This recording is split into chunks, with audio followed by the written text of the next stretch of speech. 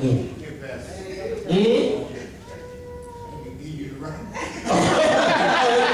said, I'm reading the wrong one. He said, that ain't in there. Well, here's one. Here's one. By this y'all may know that you're my disciples, because you give to the people on the corner holding signs. No. I ain't gonna make it there. But he said, by this y'all may know that you're my disciples, if you have what? Love one to another.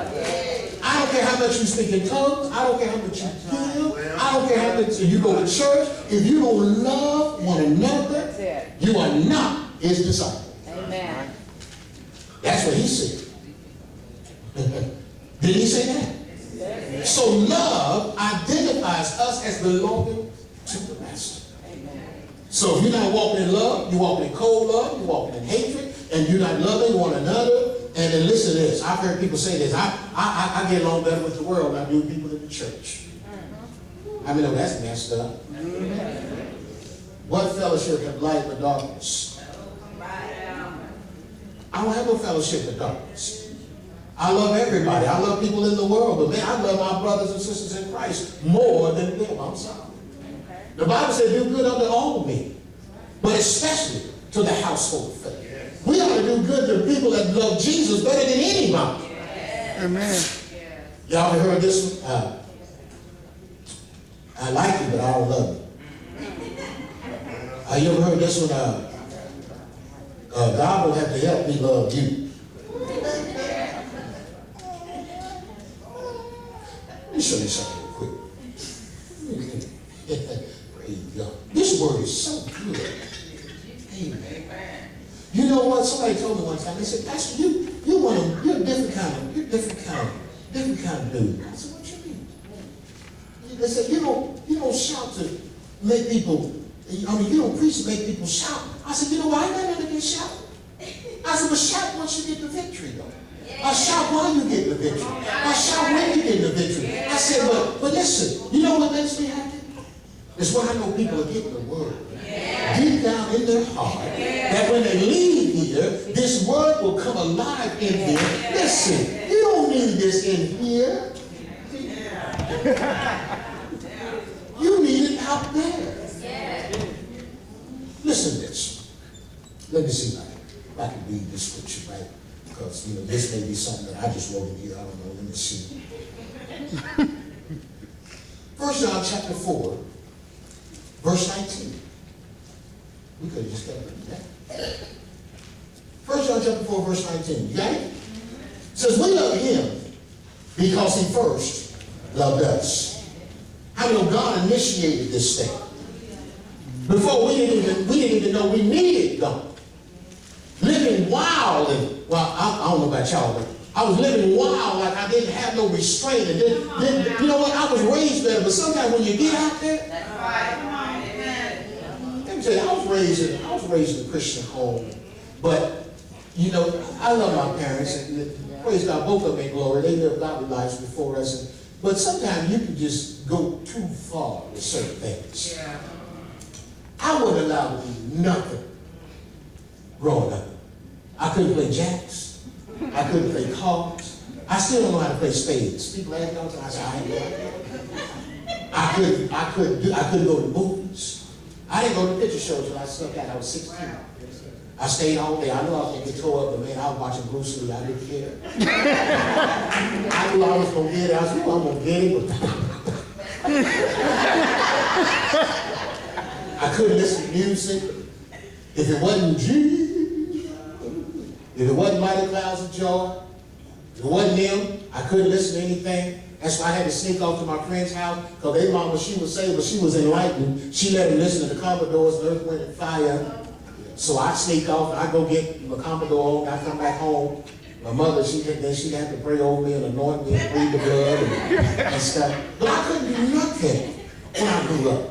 So as soon as I got out of the house, I lost my mind. That's what it is. So we have to teach our children, everything is not sin, but everything is not for you. Everything is not proper for you. It's all lawful. Well, so I teach my children. I said, you know what? I'm not going to try to tell you what you listen to, what you shouldn't. I said, but if you listen to, especially my boys, I said, if you listen to anything that call women H's and, you know, and B's, and if you're degrading, I said, should you be listening to that? I said, because you got sisters and you got a mom. That's right. Yeah. I'm just saying, you know. That's right. And I'm not the music police, you know. I know some of y'all, when you get out of here, you got to slow down, you know. I mean, that's between you and God. But I will tell you this, if you say no, now I'm just going to tell you, you do what you want, but I'm going to tell you. You can listen to slow jams all day, then expect your flesh to behave at midnight. you can listen, man.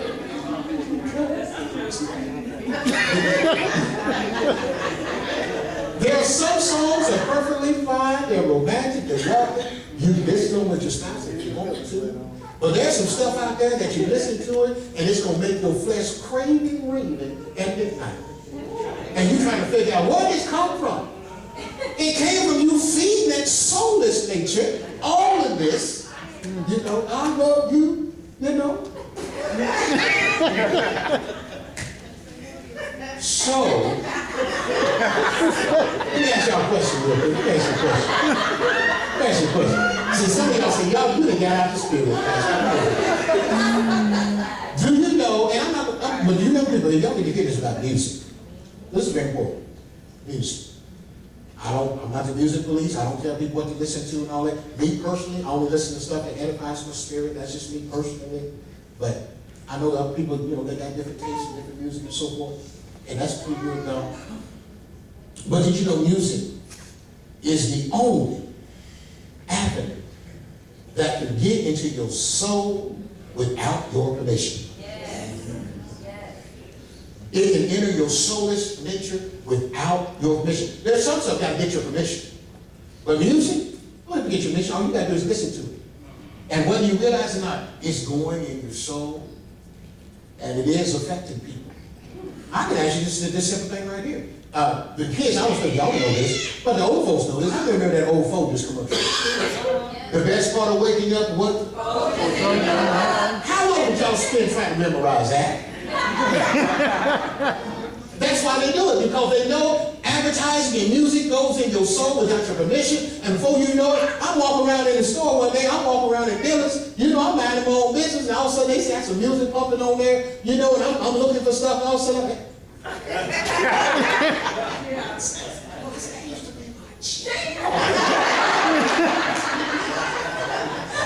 and he brought back all those memories, and I remember, where's Mr. I'm gonna mess with Mr. Jalen. Is he in here? There he is. I remember one time Jalen, he was about 2. He was in his car seat, and Mama, they pulled up, and there's some music going with him. He's 2 years old. He's sitting back in the car seat. Probably need to be changed. I don't know.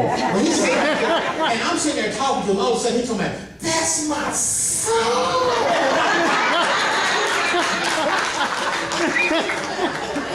I'm sitting there saying, you can't even change him. You told me, that's my son. He told me, Mama, tell me, that's my son. I said, how baby know that's his son? You know what little babies, you turn some music on, they don't know if it's right or wrong. They just gonna move. You know. Except for Mr. J. Ron, you know, if it ain't worship, he gonna look at you, you put the worship on, he gonna, nah, you talking. But brothers and sisters, music is the only avenue that can get in your heart without you even saying it's okay. So that's why we have to be careful what we listen to, because it's going in your heart and it's feeding your soul. And then we wonder why I'm having these thoughts and these crazy thoughts and these cravings and all of this stuff, and why? It could be some of the stuff you're listening to. That's just a thought. But I'm not the music police. Amen. Listen, let's close with this right here. Let's close with this. 1 John 4:20. Y'all ready? If a man say, I love God, and hate his brother, he is a what? Liar. For he He that loveth not his brother whom he has seen, how can he love God whom he had not seen? And this commandment we have we from him, that he who loveth God love his brother also. Protect your loved one, brothers and sisters. Because there are people that will hurt you, that will wrong you, but you still got to ask God to help you love them anyway. Why? Because it's not about them, it's about you. You want your faith to work, you don't want fear to creep in, and it identifies you as belonging to the Master. But I'm here to tell you, you can't say you love God, then hate the person that wronged you. Amen. Are you justified in hating that person? Maybe. But is it God's way? No. And I'm here to tell you, some of us here today, God wouldn't give you this message. Some of us need to be very, very careful not to let our love grow cold. Not to let our love grow cold, because we've seen what people have done. And we've watched people and we've seen them seem like they're getting away with murder. But guess what? God is keeping records.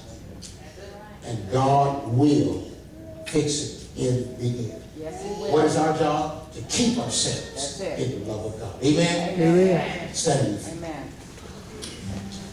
Hallelujah.